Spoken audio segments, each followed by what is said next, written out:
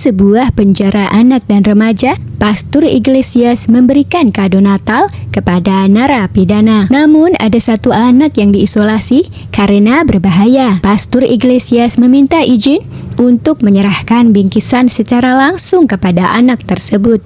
Melihat sang anak yang kesepian, maka pastor pun memberikannya semangat dengan memeluknya penuh kasih sayang. Anak itu tak bisa bicara karena cedera pada lehernya akibat ia menggigit salah satu sipir di sana. Karena tak mempunyai nama, maka pastor pun memberikan nama baru untuknya, yaitu Toby. Meskipun mendapat kesempatan untuk keluar penjara, Toby terus membuat masalah dan dipenjara hingga dewasa. Setelah bebas dari penjara, Toby langsung menemui Pastor Iglesias. Namun ia menemukan pastor sedang diserang oleh sekelompok orang. Tanpa ragu, Toby langsung menghajar orang-orang tersebut untuk menyelamatkan Pastor Iglesias. Toby lalu dipekerjakan sebagai penjaga gereja. Meskipun diberikan kesempatan kedua, Toby kembali berulah dengan menampar orang-orang yang menegurnya di gereja. Pastor Iglesias pun terpaksa memecatnya. Saat Toby sedang memancing, ia berkenalan dengan Damodar. Damodar menawarkannya pekerjaan sebagai asistennya di kamar mayat di sebuah rumah sakit. Karena tak memiliki tempat tinggal, maka Toby pun menerima tawaran itu dan tinggal di kamar mayat tersebut. Saat Toby dan Damodar sedang memancing di sungai, tak lama kemudian terdengar suara bayi menangis tak jauh dari sungai itu. Ternyata seorang bayi perempuan telah dibuang di sungai itu. Sayangnya orang-orang hanya melihat saja bayi tersebut tergeletak di sana. Hanya Toby yang merasa iba dan memutuskan untuk menggendong bayi itu lalu membawanya pulang ke rumah untuk dirawat. Pastor Iglesias memberi nama bayi itu dengan nama Jenny. Jenny telah tumbuh menjadi anak yang lincah dan cerdas. Toby sangat terharu ketika Jenny menulis nama Toby dalam aksara Hindi. Untuk merayakan prestasi Jenny, Toby dan Damodar ingin minum miras di sebuah warung. Namun mereka tidak dilayani karena hutang mereka belum dibayar. Toby berinisiatif membuat miras sendiri. Tapi sayangnya, keberhasilan mereka berakhir dengan ledakan. Toby dan Damodar harus berurusan dengan polisi. Toby lalu terpesona oleh kecantikan seorang wanita PSK bernama Savitri yang tertangkap dalam razia. Melihat Toby yang tersenyum terus karena jatuh cinta pada Savitri, Jenny pun berusaha menjadi mak comblang bagi mereka berdua. Namun Savitri menolak cinta Toby dan memilih untuk menjalin persahabatan saja.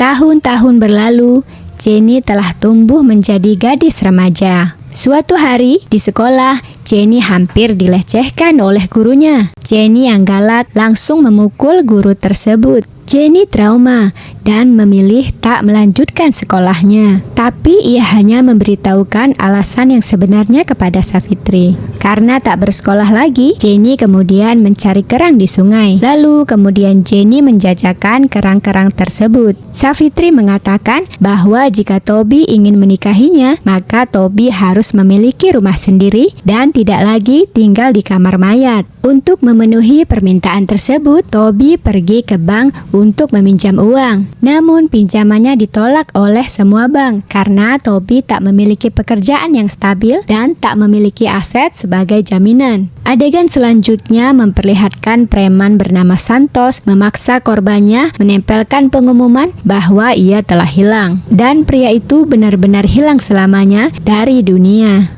Santos juga mengingatkan Anan agar tak membeli pasokan daging dari tempat lain selain dari tempatnya. Tetapi Anan tak mengindahkan peringatan tersebut. Sebagai balasannya, maka Santos menempelkan pengumuman bahwa Anan telah hilang.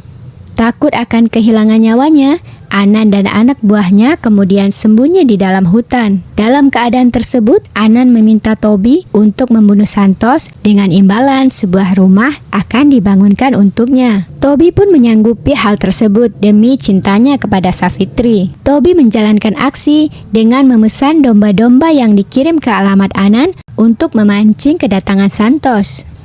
Toby menyerang Santos dan anak buahnya tanpa ampun. Dalam pertarungan tersebut, Toby berhasil mengalahkan mereka dan membunuh Santos. Namun konsekuensinya, Toby akhirnya ditangkap oleh polisi. Sementara itu, Anan yang awalnya adalah orang yang baik, kini menjadi penguasa tempat tersebut dan berubah menjadi sosok yang rakus dan jahat. Setelah bertahun-tahun hidup di penjara, Toby akhirnya bebas. Betapa sakit hati Toby mengetahui Savitri telah menikah dengan orang lain.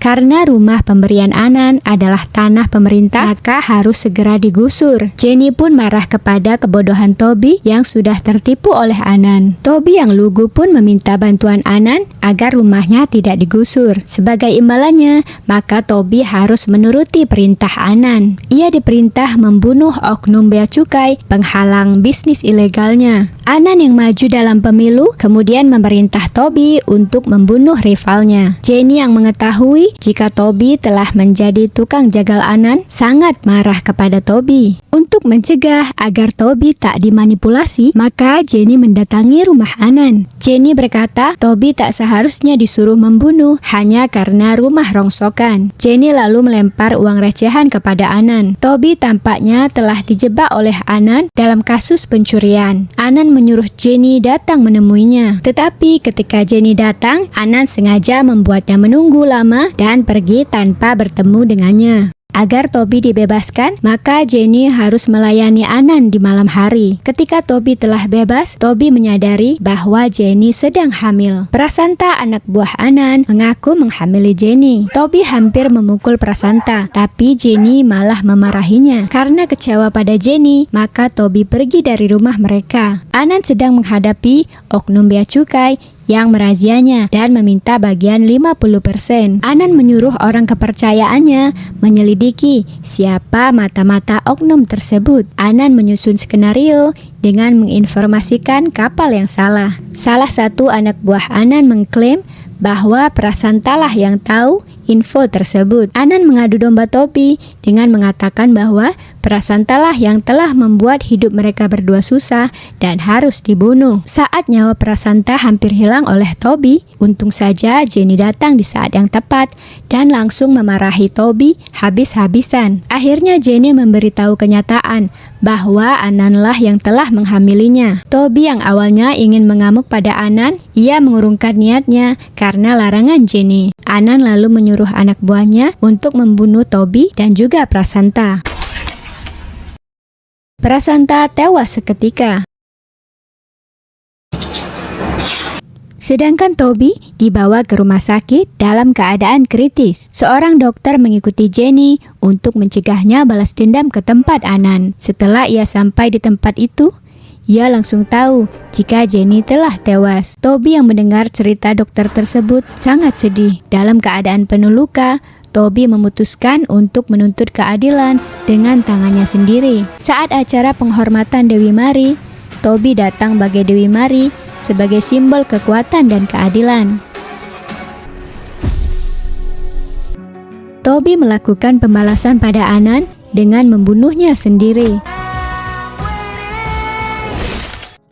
Toby yang tertembak polisi akhirnya harus mengakhiri hidupnya yang tragis. Film pun berakhir. Hikmah yang bisa kita ambil adalah berpikirlah sebelum bertindak.